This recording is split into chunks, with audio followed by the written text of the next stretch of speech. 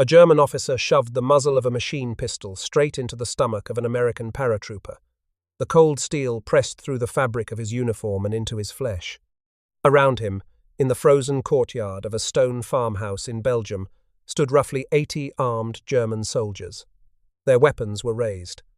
Their eyes were fixed on the short American standing in the middle of the yard. His own men knelt on the frozen ground with their hands on their helmets, disarmed, helpless. The German officer screamed his demand in a language the paratrooper did not understand. "Surrender! Give up your weapon! The war is over for you!" The American looked around at the impossible scene. He was 5 feet 5 inches tall, 140 pounds, soaking wet. He carried a Thompson submachine gun slung casually over one shoulder. He was outnumbered by more than 80 to 1, and in that frozen moment, with the barrel of a German weapon pressed into his gut and death staring him in the face, First Sergeant Leonard A. Funk Jr. of the 508th Parachute Infantry Regiment, 82nd Airborne Division, did something that no one in that courtyard expected. He started to laugh. What happened next would become one of the most extraordinary acts of individual courage in the entire history of the United States Army. It would earn Funk the Medal of Honor, the highest military decoration the nation can bestow upon a member of its armed forces. And it would forever cement his reputation as the most decorated American paratrooper of the Second World War. But to understand how Leonard Funk ended up in that courtyard, staring down death with a grin on his face and a gun in his belly, we need to go back to the beginning, to the steel towns of western Pennsylvania, and the making of a soldier who simply did not know how to quit. Leonard Alfred Funk Jr. was born on August 27, 1916, in Braddock Township, Allegheny County, Pennsylvania. Braddock Township sat in the Monongahela Valley, east of Pittsburgh, a landscape dominated by the towering smokestacks and blast furnaces of Andrew Carnegie's steel empire. The Edgar Thomson Steel Works, one of the largest and oldest steel mills in America, anchored the local economy. The men of the Mon Valley worked 12-hour shifts in brutal heat, pouring molten steel, feeding the furnaces that built the bridges, the railroads, and the skyscrapers of a growing nation. They came home at the end of each shift covered in soot and sweat, their hands calloused, their backs aching, and they raised their children to understand one fundamental truth. Hard work was the only currency that mattered. Funk's family reflected the great melting pot that was industrial Pennsylvania in the early 20th century. His father was of German ancestry. His mother was of French heritage. Tragedy struck the Funk household early. Leonard's mother died when he was still a small boy. The loss left a mark on him that he carried for the rest of his life, growing up in a household shaped by grief, but also by the stubborn resilience that defined the people of the Mon Valley. He attended local schools and graduated from high school in 1934, right in the depths of the Great Depression. Jobs were scarce. Money was scarcer. Funk found work as a clerk, a modest and unglamorous position, the kind of job a young man took because there was nothing else available, and because any paycheck was better than none. For 7 years, Funk lived the quiet life of a civilian working man in western Pennsylvania. Nothing in those years suggested the extraordinary soldier he would become. Nothing about the small, unassuming clerk from Braddock Township hinted at the raw courage that lay dormant inside him, waiting for the right moment to reveal itself. That moment began on a summer day in 1941. In June of that year, 6 months before the Japanese attack on Pearl Harbor would plunge America into the Second World War, Leonard Funk was drafted into the United States Army. He was 24 years old. He stood 5 feet 5 inches tall with a compact, wiry frame and sharp features. No one looking at this quiet young man from the steel country would have predicted what he would become. He was not the towering, square-jawed hero of recruitment posters. He was not the natural athlete or the born leader that drill sergeants instantly recognized. He was small, reserved, and easy to overlook. But there was something inside Leonard Funk that the army would soon discover. A will forged from the same ore they smelted in the mills of Braddock Township. When the United States entered the war after the devastating surprise attack on Pearl Harbor on December 7, 1941, the army began rapidly expanding its forces. Among the most ambitious new formations were the Airborne Divisions, elite, all-volunteer units of paratroopers, who would jump from transport aircraft deep behind enemy lines. The concept was revolutionary, and the training was intentionally savage. Airborne candidates endured grueling physical conditioning, repeated practice jumps from tall towers and actual aircraft, long forced marches with heavy equipment, and combat exercises designed to simulate the chaos of operating surrounded by enemies. The washout rate was enormous. Men who were excellent soldiers in conventional infantry units broke under the specific demands of airborne training. The paratroopers who made it through were among the finest and toughest soldiers in any army in the world. Leonard Funk volunteered for the Airborne. He earned his jump wings and was assigned to Company C, 1st Battalion, 508th Parachute Infantry Regiment, a unit that would earn the nickname the Red Devils. The 508th was activated on October 20, 1942, at Camp Blanding in Florida. The regiment trained at Camp McCall in North Carolina and Fort Benning in Georgia, where the men of the 508th were molded into a cohesive fighting force through months of intense preparation. By late 1943, the regiment shipped overseas, sailing from Camp Shanks in New York and arriving in Belfast, Northern Ireland, on January 8, 1944. From Belfast, they moved to Wallerton Park in Nottinghamshire, England, where the 508th was officially attached to Major General Matthew B. Ridgway's 82nd Airborne Division, one of the most storied formations in the American military.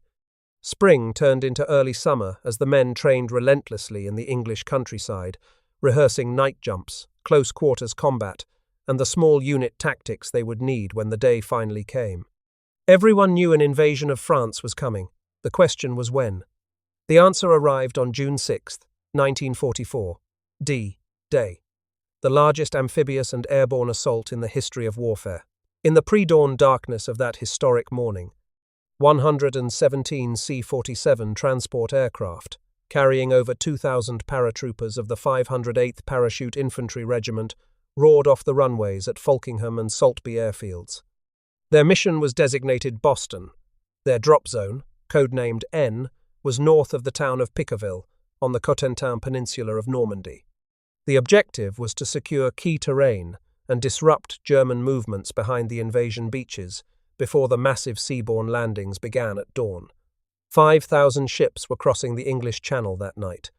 156,000 troops would hit the beaches of Normandy by the end of June 6.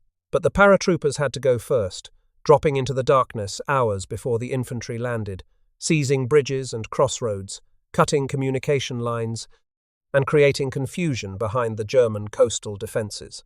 Inside the rumbling bellies of the C-47 transports, the men of the 508th sat in 2 rows facing each other, loaded down with over 100 pounds of weapons, ammunition, grenades, rations, and equipment strapped to their bodies. The noise of the engines made conversation nearly impossible.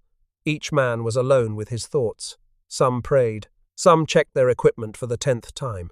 Some simply stared at the red light near the door, waiting for it to turn green. But as with so much of the D-Day airborne operation, chaos swallowed the plan almost immediately. When the formations crossed the coast of France, heavy anti-aircraft fire lit up the night sky.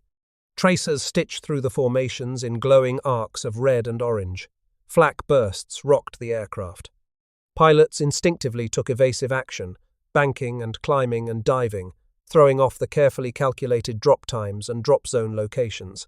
Navigation errors compounded the confusion. Clouds obscured the landmarks that navigators needed to identify the correct drop zones. Sticks of paratroopers were scattered across miles of Normandy countryside, landing in flooded fields, orchards, hedgerow country, and sometimes directly into German positions where they were killed before they could free themselves from their parachute harnesses. When Leonard Funk's parachute deposited him on French soil, he was roughly 20 miles from his planned drop zone. To make matters considerably worse, he badly sprained his ankle on landing. The pain was immediate and severe. Every step sent a jolt through his leg. Moving at any speed was difficult. Running was nearly impossible. But Leonard Funk was not the kind of man who stopped because something hurt. Alone in the darkness of occupied Normandy, surrounded by the sounds of distant gunfire and the crack of German patrols moving through the hedgerows, Funk began to gather scattered paratroopers. Men from different companies, different battalions, different regiments, disoriented soldiers who had landed miles from anyone they knew. Funk organized 18 of these men into a coherent group and assumed command. He set a route of march that he believed would lead them back to friendly lines, relying on his training, his compass, and his instincts. 3 scouts he sent ahead were lost, killed or captured in the darkness by German forces that were actively hunting for isolated paratroopers. Rather than risk more of his men in the same manner, Funk made a decision that said everything about his character. He took the point position himself. With a badly sprained ankle, unable to run, he moved ahead of the group as its lead scout, the most exposed and dangerous position in any patrol. Night after night, he led the 18 men through roughly 20 miles of enemy-controlled territory. They travelled after dark, hiding during daylight, avoiding German patrols when possible, and fighting through them when avoidance was not an option. The journey took 11 days. When Funk finally led his group through the main line of resistance and into the safety of American-held positions, he had not lost a single one of those 18 soldiers. Not one. Every man who had followed the small paratrooper from Braddock Township through 20 miles of occupied France came out alive. For this extraordinary feat of leadership and courage, from June 6 to June 17, 1944, First Sergeant Leonard Funk received the Silver Star. But the price the 508th paid in Normandy was devastating. Of the 2,056 paratroopers who jumped into France on D-Day, only 995 returned to England when the regiment was pulled out of the line.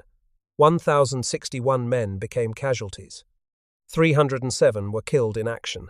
The 508th had been bloodied in the most literal sense of the word. After Normandy, the 82nd Airborne Division returned to England to rest, absorb replacements, and prepare for whatever came next. The war did not give them long. In September of 1944, Field Marshal Bernard Montgomery, the senior British commander, launched Operation Market Garden.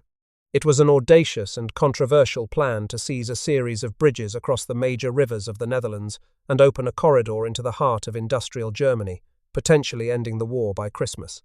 The airborne component, Market, would drop 3 divisions behind German lines to capture the bridges. The ground component, Garden, would race armoured columns up a single highway to relieve the paratroopers.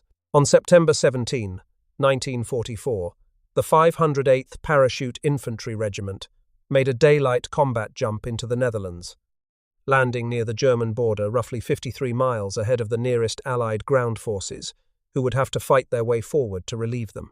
Unlike the scattered chaos of the Normandy night drop, the Holland jump was more concentrated, but the fighting that followed was every bit as intense.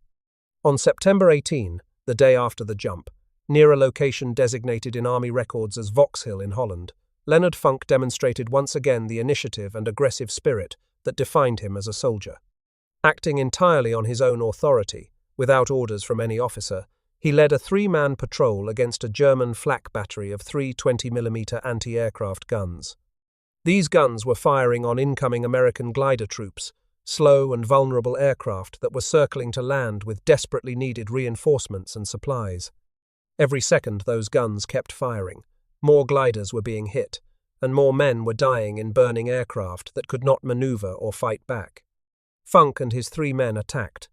They drove off the German security element that was protecting the gun positions and then assaulted directly onto the guns themselves.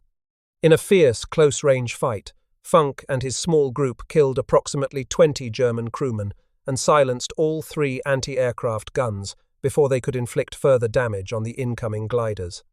It was an act of extraordinary boldness. 4 men charging 3 gun positions was not a reasonable military decision by any conventional standard. It was the kind of action that either earns a man a medal or gets him killed. In Funk's case, it earned him the Distinguished Service Cross, the 2nd highest valor decoration in the United States Army, and once again he brought all of his men back alive. His fellow paratroopers, both impressed and slightly awed by the ferocity of this compact, unassuming soldier, reportedly took to calling him Napoleon. The nickname stuck. 5 feet 5 inches of pure aggression and stubborn courage. There was a particular irony in the name that was not lost on the men. Napoleon Bonaparte had conquered much of Europe despite his modest physical stature, relying on audacity, speed, and an absolute refusal to accept unfavorable odds. Leonard Funk operated on exactly the same principles, though he would have laughed at the comparison. Funk also received 2 of his 3 Purple Hearts for wounds suffered during the fighting in the Netherlands. The nature of combat in the flat, open Dutch countryside was different from the hedgerow fighting of Normandy.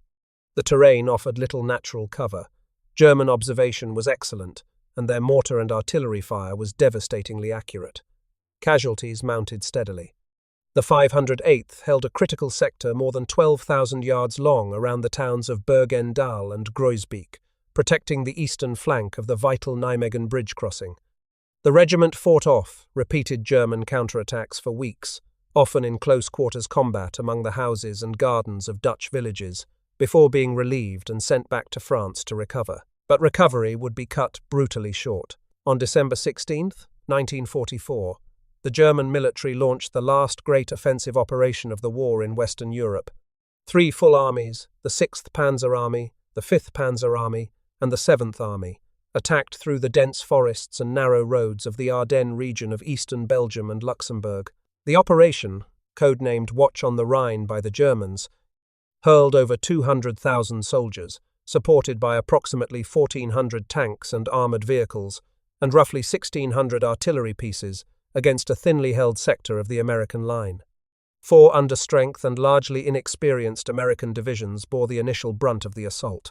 Many units were overwhelmed in the first hours. Hitler's strategic goal was breathtaking in its ambition. He intended to drive a wedge between the British and American armies, cross the Meuse River, and seize the vital Belgian port of Antwerp, through which the Allies funneled the vast majority of their supplies. If Antwerp fell, the Allied advance would grind to a halt. Hitler believed this would force the Western Allies to negotiate a separate peace, allowing Germany to turn its full strength against the Soviet Union in the East. It was a desperate gamble, staking Germany's last strategic reserves on a single throw of the dice. For the first week, the gamble appeared to be succeeding. The Germans punched a bulge more than 50 miles deep into the Allied lines, overrunning entire American regiments, surrounding key crossroads towns, and creating a crisis of confidence in the Allied high command. The weather played into German hands. Freezing fog and low cloud cover grounded the Allied air forces for days, neutralizing the overwhelming advantage in aircraft that had dominated the battlefield since the Normandy breakout. On the roads, confusion reigned. Rumors of German commandos dressed in American uniforms spread panic. Retreating soldiers clogged the narrow Ardennes roads. For a few terrible days, the outcome hung in the balance. The 82nd and 101st Airborne Divisions were the Supreme Headquarters Allied Expeditionary Forces' last theatre reserve. Both divisions had been refitting near the city of Reims in France after the exhausting weeks in Holland. Neither was at full strength. Many paratroopers were still recovering from wounds. Replacement soldiers were still being integrated. Equipment was being repaired and resupplied. The divisions were supposed to have weeks more of rest. They got 2 days. Rushed forward by truck through the night, not by parachute, the 82nd Airborne arrived on the northern shoulder of the Bulge around Werbermont and the Sarm River line between December 19 and 20. While the 101st Airborne gained lasting fame defending the crossroads town of Bastogne in the southern sector, the 82nd Airborne faced an equally savage fight in the north. The division was pitted against elite German formations, including elements of the 9th SS Panzer Division, hardened veterans of the Eastern Front who knew how to fight in winter and did not give ground easily.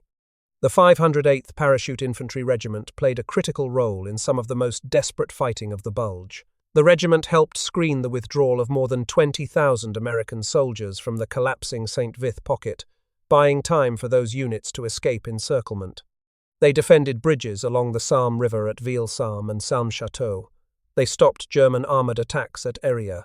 On Christmas Day, the 82nd was forced to make a tactical withdrawal from the Ville-Sarm salient, the only retreat in the division's entire history during the Second World War, a fact that still stung the paratroopers who had prided themselves on never giving ground. The conditions during the Battle of the Bulge were among the most brutal experienced by any American soldiers in any theatre of the war. It was one of the coldest winters on record in Northern Europe. Temperatures plunged well below freezing. Snowdrifts in many areas reached waist-deep or higher. Freezing rain coated weapons and equipment in ice, making them difficult to operate. The dense fog and low clouds that persisted for days robbed the Americans of their air superiority. Frostbite and trenchfoot crippled entire platoons. Many men still wore the summer weight uniforms and boots they had been issued for the milder weather in France because winter gear had not yet arrived. Rations were short. Ammunition had to be carefully rationed. Sleep was measured in minutes, not hours, and through it all, the fighting continued without pause. The Battle of the Bulge would ultimately cost the United States approximately 19,000 dead and 89,000 total casualties in 41 days of fighting. It was the single costliest battle the American Army fought in the entire Second World War. By late January of 1945, the German offensive had been decisively broken. The tide had turned. First Army and Third Army linked up at Houffalize on January 16. St. Vith was retaken on January 23. The Bulge was being flattened, but the fighting was far from over. Scattered German units still held dozens of small villages throughout the region, and eliminating them required brutal, house-by-house combat in freezing conditions against an enemy that often fought to the last man. One of those villages was Holzheim. Holzheim was a tiny settlement on Belgium's eastern border, in the German-speaking community near the town of Bullingen, close to the German frontier in the Eifel region. It was the kind of village that would never appear on a strategic map, a cluster of grey stone houses, a few barns with slate roofs, narrow frozen lanes between low walls. By late January of 1945, it was still occupied by German forces who had no intention of leaving voluntarily. It fell to the 508th Parachute Infantry Regiment to take it. On the evening of January 28, 1945, the 508th received its attack orders. The 1st Battalion, Funk's unit, was to advance on Holzheim through deteriorating weather. The men moved out into a driving snowstorm. The wind cut through their clothing like a blade, finding every gap, every seam, every inch of exposed skin. Visibility dropped to yards. The world shrank to the silhouette of the man ahead and the sound of boots crunching through snow. They pushed through waist-deep drifts for roughly 15 miles on foot, each step an effort that burned the legs and sucked the energy from already exhausted bodies. German artillery shells crashed into the snow around them, sending up fountains of white and black debris. Harassing small arms fire cracked from their right flank, forcing the column to slow, to spread out, to keep low. Men who fell behind had to be pulled forward by their comrades. Equipment that snagged on frozen branches or sank into drifts had to be wrestled free. It was an exhausting, freezing approach march that would have broken units with less spirit. But these were paratroopers who had jumped into Normandy and Holland, who had fought through the worst the German army could throw at them, and they kept moving because stopping meant dying. January 29, 1945, the day that would define Leonard Funk's legacy forever. Early in the assault on Holzheim, the executive officer of Company C became a casualty. As first sergeant, Funk was the most senior non-commissioned officer in the company. He immediately stepped into the executive officer's role, assuming tactical leadership, but he faced a critical problem. Company C was badly under strength after weeks of continuous combat. Losses from the Somme River fighting, the Viel-Somme withdrawal, and the brutal push through the snow had whittled the company down. There simply were not enough rifle-carrying infantrymen to clear a fortified village. Funk made a decision that revealed his resourcefulness. He went to the company command post and gathered every headquarters soldier he could find. Clerks who kept the company records. Supply men who managed ammunition and rations. Radio operators, anyone who could hold a weapon and follow orders. He formed these men into an improvised combat unit and attached them to the 3rd Platoon. It was not conventional, it was not textbook, but it was the action of a leader who understood that in combat you fight with what you have, not with what you wish you had. Under Funk's direct leadership, this cobbled-together force attacked 15 houses in Holzheim. They cleared each one in sequence, kicking in doors, sweeping rooms and hallways, checking cellars and attics. The work was close, dangerous, and terrifying. Every doorway could conceal a German soldier with a machine pistol. Every staircase could be booby-trapped. Funk led from the front, as he always did, setting the pace and the example. When the assault was finished, they had taken 30 German prisoners, and not a single American in Funk's group had been killed or wounded. It was a masterclass in small unit leadership under the most demanding conditions imaginable. As Company C's fierce momentum carried them through the village, an adjacent American unit operating on their flank captured another 50 German soldiers. The total prisoner count now stood at roughly 80 enemy combatants. Holzheim was in Allied hands. But success created its own problem. Funk had 80 prisoners who needed to be guarded, and he had an understrength company that still needed to mop up the village. Isolated pockets of German resistance remained scattered among the houses and outbuildings. Snipers, holdouts in cellars, soldiers hiding in barns. The company had to keep clearing, keep moving, and keep fighting. There was no one to send to the rear with the prisoners, and no rear echelon unit close enough to take custody. With no men to spare, Funk assigned just 4 paratroopers to guard all 80 prisoners. The Germans were assembled in the yard of one of the captured stone farmhouses. Their weapons had been confiscated. Their hands were raised. 4 armed Americans stood watch over them. Funk knew it was not enough. He knew the ratio was dangerous. But he had no choice. He led the rest of the company back into the streets and lanes of Holzheim to continue operations. What happened next came within minutes of turning a stunning American victory into a devastating catastrophe. While Funk was away conducting patrols through the village, a German patrol of approximately 10 to 20 soldiers approached the area where the prisoners were being held. Some accounts describe these Germans as wearing white camouflage capes that closely resembled American winter equipment. Others suggest the patrol used a deliberate ruse to get close to the guards without raising alarm. Whatever their precise method, the result was devastating. The German patrol overwhelmed the 4 American guards before they could raise an effective defense. The guards were disarmed and forced to their knees with their hands placed on their helmets. The 80 prisoners were freed. German weapons that had been confiscated and stacked nearby were redistributed among the now liberated enemy soldiers. In a matter of minutes, 80 disarmed prisoners had become roughly 90 armed and organized German combatants. And they were preparing to attack Company C from the rear, while Funk's men were scattered in small groups throughout the village, focused on mopping up in the opposite direction. If these Germans struck from behind, the result could easily be the destruction of the entire company and the loss of Holzheim itself. It was at this moment that First Sergeant Leonard Funk walked back around the corner of one of the stone buildings and straight into the courtyard. He had come back to check on the prisoner situation. He had no reason to expect trouble. Seeing figures in the yard, he initially believed they were friendly paratroopers, perhaps reinforcements or men from another platoon. His Thompson submachine gun hung casually from his right shoulder, slung, not in his hands. He was relaxed in the way a veteran is relaxed between firefights, alert but not braced for contact. Then the picture snapped into focus. His 4 guards were on their knees. The Germans were armed. And a German officer was striding toward him with purpose, a machine pistol aimed squarely at his midsection. The officer closed the distance and jammed the barrel of his weapon into Funk's stomach, pressing it hard against his body. The German shouted in a voice tight with authority and adrenaline. The demand needed no translation. "Surrender. Drop your weapon. You are now a prisoner." Funk looked at the German officer's contorted face, inches from his own. He looked past the officer at the courtyard, full of armed Germans, more than 80 of them, every eye turned toward the small American who had just walked into their trap. He looked at his own men kneeling on the frozen ground, helpless, waiting to see what would happen. The arithmetic was impossible.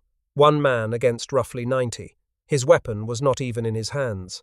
Even if he could bring the Thompson to bear in time, the volume of return fire would cut him apart before he finished his first magazine. And then Leonard Funk did the last thing any man in that courtyard expected. He began to laugh. The sound was bizarre and unsettling in the frozen silence. Maybe it was nerves. Maybe it was the stress response of a combat veteran who had survived too many impossible situations to process fear in any conventional way. Maybe it was genuine amusement at the sheer absurdity of the scene. Funk did not speak German. He could not understand a word of the officer's increasingly frantic shouting. All he knew was that a very angry man was screaming at him in a language he did not comprehend, and that the angrier the German got, the less sense any of it made, and the harder Funk laughed. The German officer's fury escalated. His face reddened, his voice rose, but in his rage, he made the single most consequential miscalculation of his life. He did not disarm the American. He assumed, as any reasonable person would assume, that this laughing paratrooper was cracking under the pressure of an impossible situation, that surrender was a formality that no sane man would resist when 90 weapons were pointed at him. Slowly, with exaggerated deliberation, Funk appeared to comply with the demand. He moved his hands to the Thompson submachine gun hanging from his shoulder. He began to unsling it, carefully, as if preparing to hand it over. The gesture looked exactly like surrender. It looked like a broken man giving up his weapon. It was not. With what the official Medal of Honor citation would later describe as lightning motion, Funk brought the muzzle of the Thompson into line and pulled the trigger. The .45 caliber submachine gun erupted at point-blank range, riddling the German officer with fire at a distance measured in inches. The man was dead before his body hit the frozen cobblestones of the courtyard. But Funk did not stop. He did not freeze. He did not look at what he had done. He wheeled on the courtyard full of stunned Germans and kept firing, shouting at the top of his lungs in English to his captured guards. "Seize their weapons! Grab the rifles! Fight back! Now!" The 4 American paratroopers reacted with the speed that only elite training produces. They lunged for the nearest German weapons, rifles and pistols dropping from the hands of stunned and falling soldiers. In seconds, the courtyard became a killing ground. Gunfire erupted from every direction. The acoustics of the enclosed farmyard amplified the noise to a deafening roar. The Germans, who seconds before had held every tactical advantage, were caught in the grip of total shock. They had been prepared for a surrender, not a counterattack. The psychological whiplash, from triumph to disaster in a fraction of a second, shattered their cohesion.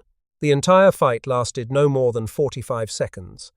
When the shooting finally stopped, 21 German soldiers lay dead on the frozen ground of the courtyard. Many more were wounded, sprawled against walls, slumped over confiscated weapon stacks, crawling toward the gates. The remainder, stunned, demoralized, and suddenly aware that more armed Americans were converging on the sounds of the gunfire, dropped their weapons and surrendered for the second time that day. The prisoners were recaptured. The guards were freed. Company C's rear was secured. One man's refusal to accept surrender had reversed what would have been a catastrophic defeat. The news of Funk's action spread through the regiment and the division with extraordinary speed. Even in a war overflowing with acts of remarkable courage, this one stood in a category of its own. Paratroopers who had fought across Europe shook their heads. The story had everything: the hopeless odds, the gun pressed into the stomach, the inexplicable laughter, the lightning draw from a slung position, a full magazine emptied at contact distance. It would have been rejected as too far-fetched for a motion picture, but it had happened, witnessed by dozens of men, in a frozen courtyard in eastern Belgium. And what shocked many who heard the story was not just the act itself, but Funk's apparent reasoning. He had not been calculating odds or thinking about medals. By his own account and the accounts of men who spoke with him afterward, Funk simply could not process the concept of surrender. He had fought across 3 countries and 3 campaigns. He had led his men through every kind of combat the war could produce. The idea of submitting, of allowing his men to remain prisoners, was something his mind rejected as completely as his body rejected the cold. When asked about his thinking later, his response, as passed down through the men who served with him, captured everything about the man in a single sentence. He reportedly said it was the stupidest thing he had ever seen, referring not to his own decision to fight, but to the German officer's decision to threaten a man who still had a loaded submachine gun. After Holzheim, the 508th continued fighting. The regiment pushed into the Hurtgen forest area along the German border, one of the bloodiest battlegrounds of the entire Western Front, where the dense trees, fortified positions, and constant shelling created conditions that veterans compared to the trenches of the First World War. The 508th was eventually detached from the 82nd Airborne and placed under the 1st Allied Airborne Army. As the war drew to a close, the regiment was selected to guard General Dwight D. Eisenhower's headquarters in Frankfurt. The 82nd Airborne Division itself crossed the Rhine, drove deep into Germany, and met Soviet forces at the Elbe River near Ludwigslust on May 2, 1945. Paratroopers from the division also discovered the Wobbelin concentration camp that same day, confronting horrors that gave final, terrible meaning to the cause they had been fighting for. On August 23, 1945, President Harry S. Truman stood in the East Room of the White House and placed the Medal of Honor around the neck of First Sergeant Leonard A. Funk, Jr. It was one of the largest Medal of Honor ceremonies of the war, with 28 veterans receiving the decoration that day. Tradition holds that Truman, as he draped the blue ribbon bearing the star-shaped medal over Funk's head, repeated the phrase he was known to use with Medal of Honor recipients. He said that he would rather have the Medal of Honor than be President of the United States. By the time the war ended, Funk carried a collection of decorations that no other American paratrooper could equal: the Medal of Honor for Holzheim, the Distinguished Service Cross for Holland, the Silver Star for Normandy, the Bronze Star for sustained meritorious service across all 3 campaigns, the Purple Heart with 2 oak leaf clusters representing 3 separate combat wounds in 2 theatres of operation. He also received decorations from the governments of France, Belgium, and the Netherlands in recognition of his extraordinary contributions to the liberation of their nations. He was the most decorated paratrooper in the history of the United States Army during the Second World War. Funk was honorably discharged from the Army in June of 1945. Like millions of other veterans, he returned to a country that was celebrating victory, but was not always prepared for the men who had won it. The transition from combat to civilian life was difficult for many veterans. Men who had commanded platoons and made life-and-death decisions found themselves standing in unemployment lines. Men who had stormed fortified positions could not sleep without nightmares. The psychological wounds of the war, what a later generation would call post-traumatic stress, went largely unrecognized and untreated.